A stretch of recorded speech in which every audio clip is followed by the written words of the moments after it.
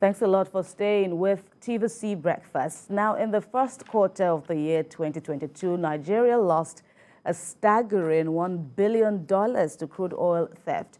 And the federal government says the country loses 400,000 barrels of crude oil daily to theft, which is equivalent to $1.9 million monthly. Now, crude oil theft and pipeline vandalism has become commonplace in the downstream sector of the economy and has resulted in a significant financial loss for Nigeria.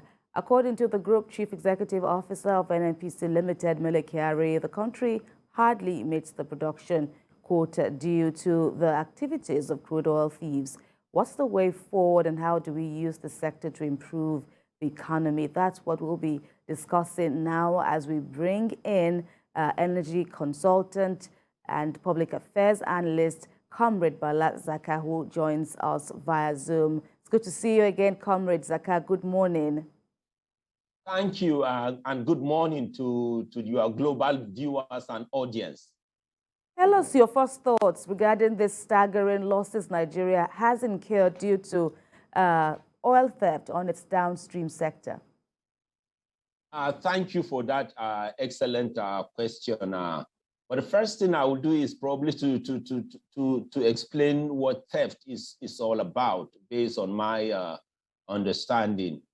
Theft demeans people. Theft is not a good thing. Theft is criminality.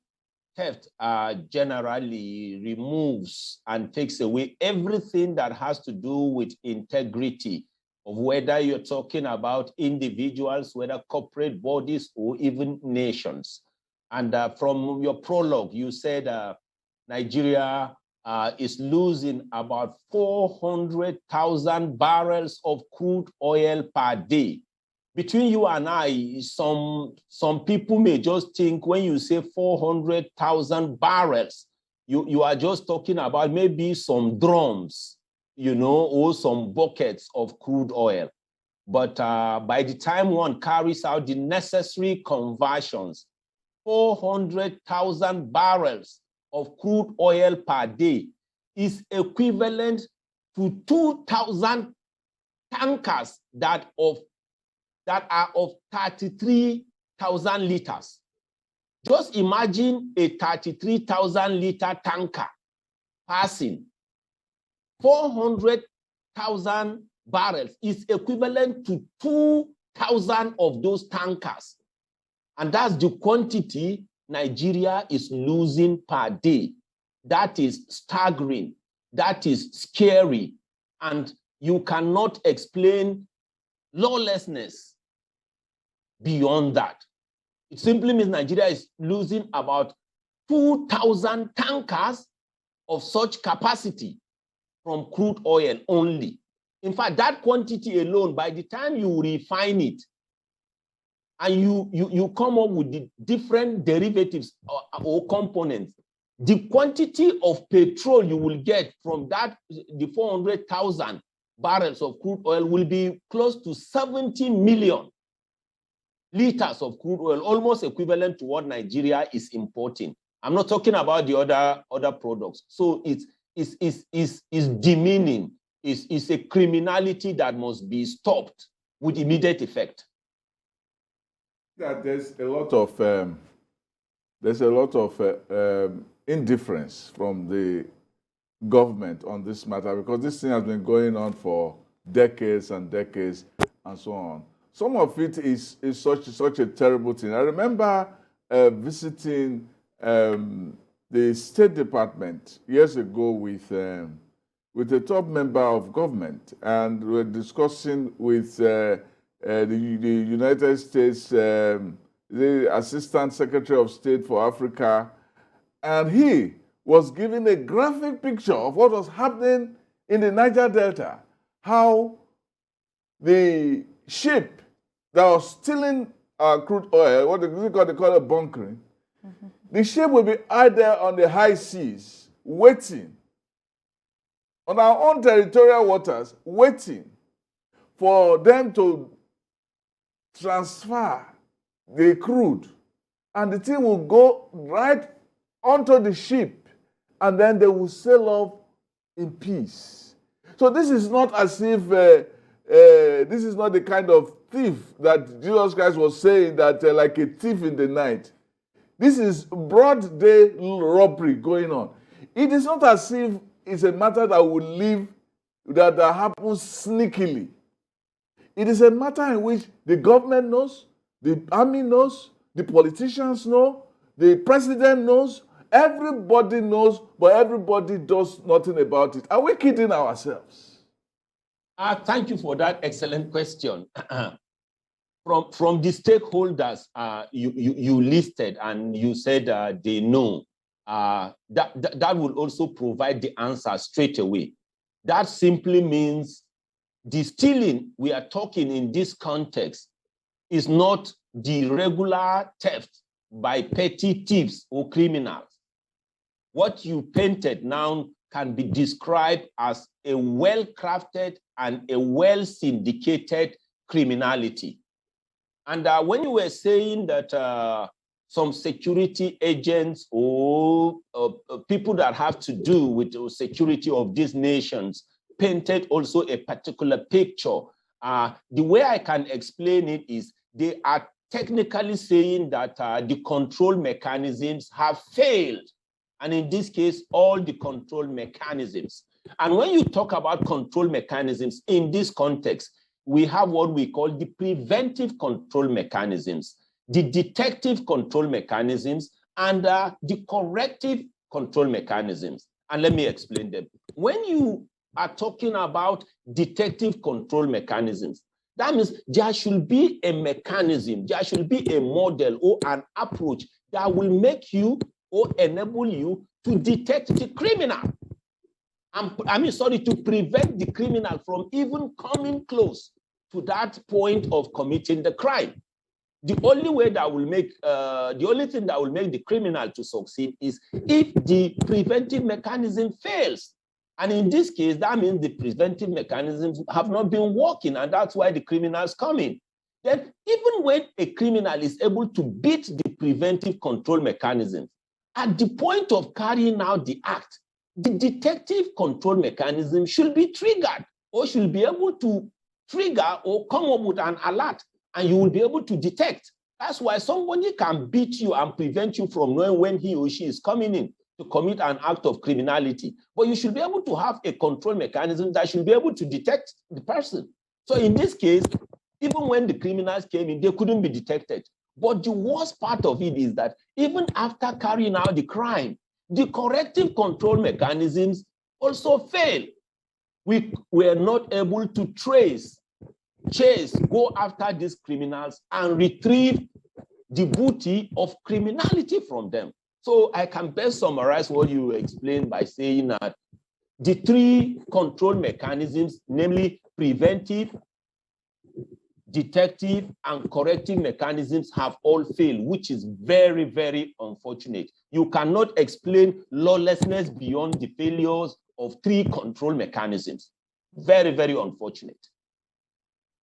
All right, Bala, the point there is the picture you painted earlier on when you said about 400,000 barrels could amount to close to 2,000 tankers of 33,000 liters of petroleum motor spirit, the way we see it. If we have a convergence of 2,000 tankers of that kind, I believe it would be so conspicuous, and that's adds credence to what Sam is saying as regards. Correct. If there is no connivance or there is no assistance or help from the authorities, it seems very difficult for any thief to steal 2,000 tankers of petroleum motor spirit in that regard. What do you say from that perspective when it comes to people pointing fingers at some persons in authority who might know what's going on? Well, so that was why we said in context like this, and anybody who doubts it should carry out the conversion, because a barrel is technically 42 gallons. By the time you multiply 400,000 barrels by 42 gallons, you will see what it will take you to. then multiply, and we know that a gallon is 4 liters. So multiply that again by 4 liters. You will see, the liters in millions. Then we know that these 33,000 liter tankers, is 33,000. Then by the time you get that 60-something million liters of crude oil divided by 33, you will see 2,000. So you just imagine 2,000 tankers of crude oil moving.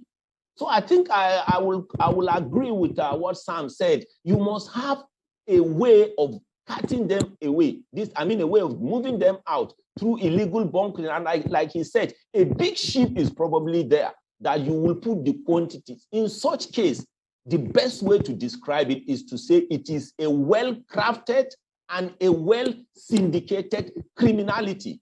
It is criminality. There is what we call crude criminality and a well-crafted criminality. There are two different things. Crude criminality is what you experience or see from petty thieves. So in this case, it is well-crafted. And unfortunately, when we were talking about the control mechanisms, and I was talking about corrective control mechanisms, we're talking about fingerprinting here. Crude oil can be fingerprinted. In other words, the crude oil from Nigeria that you call bonilite can actually be traced. You can see it, you can trace it through what we technically call fingerprinting. So if from the process of coming in, stealing, shipping out, selling, and even refining and everything disappears, which technically we say sublimates into the air, nothing, it couldn't, no fingerprinting that detected it, nothing. It can only be a well-crafted criminality and theft here. Keep the ordinary thieves out of it. Sorry, before you go further, I want to do the calculation. I did some calculation. If we are talking of 400,000, while you are talking, hold on. If we are doing 400,000 barrels per day, for 1 year, it is 146 million. And you said, if we are going to talk about a gallon, we have 16.8 million gallons a day. That's what we are. That is it. And when you put it for 65 days, you have 6.1 billion gallons we are losing every year. Yeah, like I said, all you need to do is multiply 400,000 by 142. Then multiply that figure again by 4. By the time you get that figure, then divide everything by 33,000. That will give you about 2,000. So that is the theft per day. Then if you want to get it per year, that theft per day multiplied by 365, it will come up with some crazy values that will send Nigeria's jittering. But outside that, we're talking about the image of this country. When you talk about business climate hostilities, theft, insecurity, and such criminalities, are what we technically call business climate hostilities. We know that there will be concerns with the oil communities. You may not have issues of license. You may all have issues of extortion, but the theft is the worst because you're talking about somebody's investment here. And when you talk about investment, most of the investors we are seeing, are relying on funds from shareholders or creditors. And if they are getting the monies they are investing from shareholders, definitely they will be expected to report the correct volume of production and also to make sure their shareholders get dividends. With this kind of criminality, how can the dividend come? And if they are getting monies from financial institutions or creditors, they will be expected to pay what we technically call interest or cost of capital. So if you are investing with monies from financial institutions or creditors or shareholders, and you are experiencing this level of theft of your product outside the other petty concerns, how can you break even? Will your bottom line ever look good? How will your company, profit before tax look like? From all indication, it is going to be terrible. It's shameful, really, because I carry out an analysis and I discovered that. Can you hear me? All right. Yes, ma'am. All right.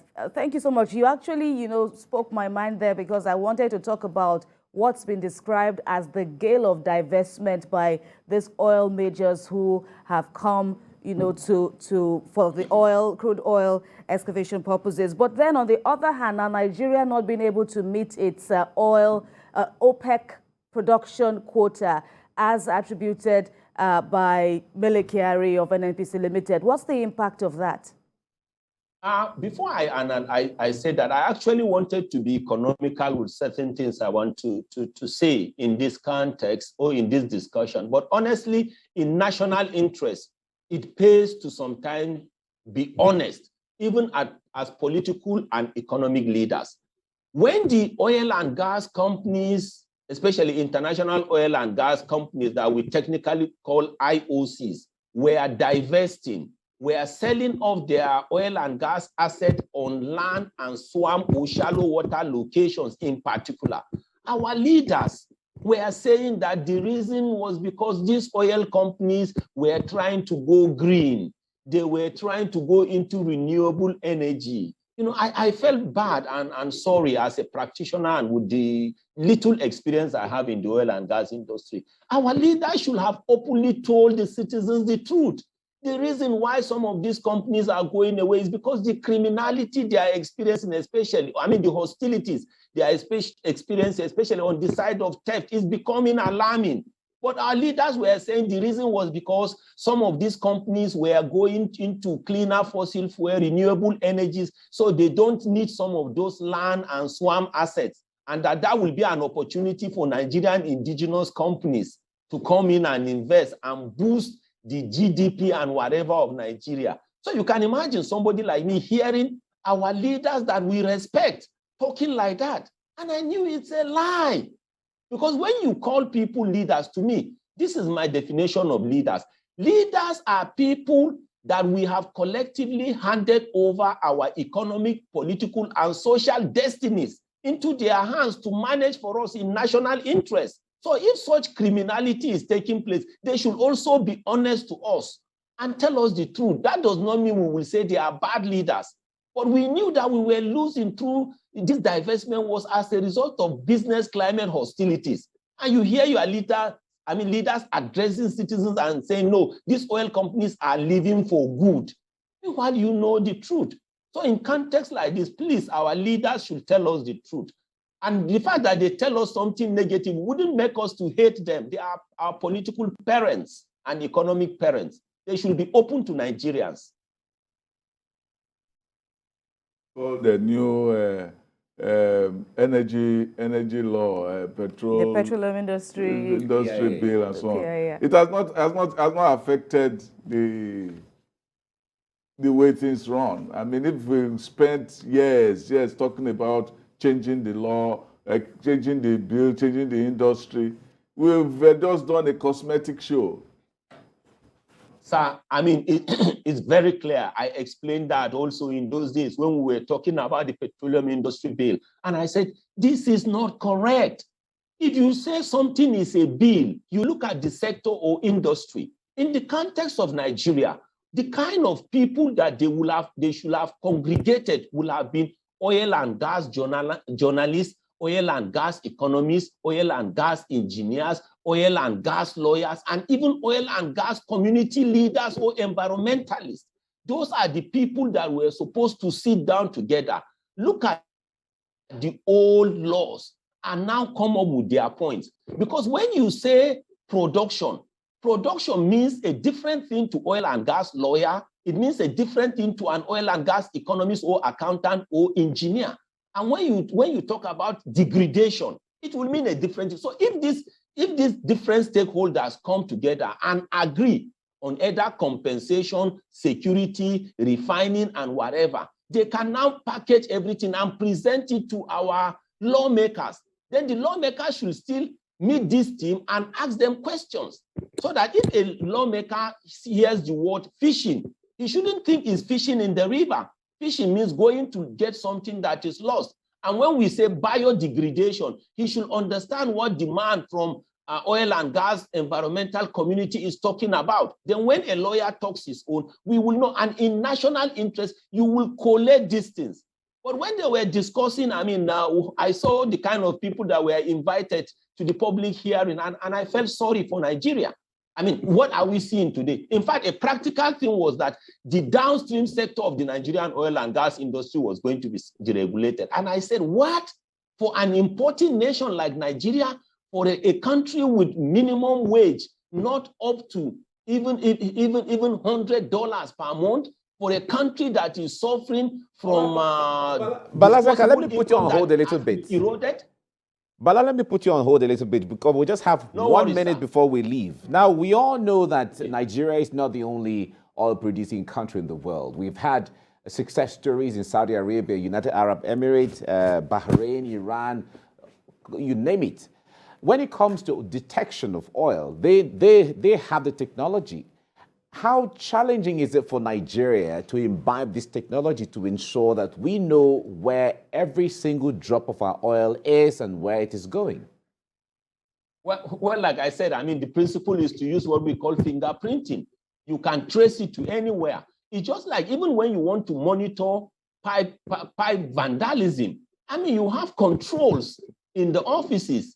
And it's a simple technology. I don't want to go technical here, but there is what we call pressure drop, just like also blood pressure, because it is the principle of blood pressure, I mean, by doctors that was used to talk about pipeline transportation. So if there is a drop in pressure, the controls will show, and you can trace it, do the calculation, and you will know the exact spot where that thing is happening. The truth is, I mean, Nigeria is a member of OPEC, Organization of Petroleum Exporting Countries. And until recently, a Nigerian was the person presiding over everything, late Alhaji Sanusi Barkindo. So there is no help that Nigeria couldn't have been able to get from OPEC or OPEC member nations. And you don't be surprised also, Nigeria is a member of Gas Exporting Countries Forum, we call GECF, with headquarters in Doha, Qatar. So that simply means even on the area of gas, if we want to use our gas for production of urea, fertilizer, and the rest, we can get help in that area. If we want to use our gas to produce, like I said, fertilizer, we can also get the help. If we want to use our gas to drive gas turbines, we will get the help. I think something tells me that our political and economic leaders are not just using the right model, which is unfortunate because the continent of Africa has been looking up to Nigeria to lead, especially when it comes to energy sufficiency and supplies. Why we are not getting it right, I don't know. But please, in national interest, our leaders should lead us right. All right. Comrade Bala Zakka, Public Affairs Analyst and Energy Consultant, thank you very much for your contributions on TVC Breakfast. Thank you.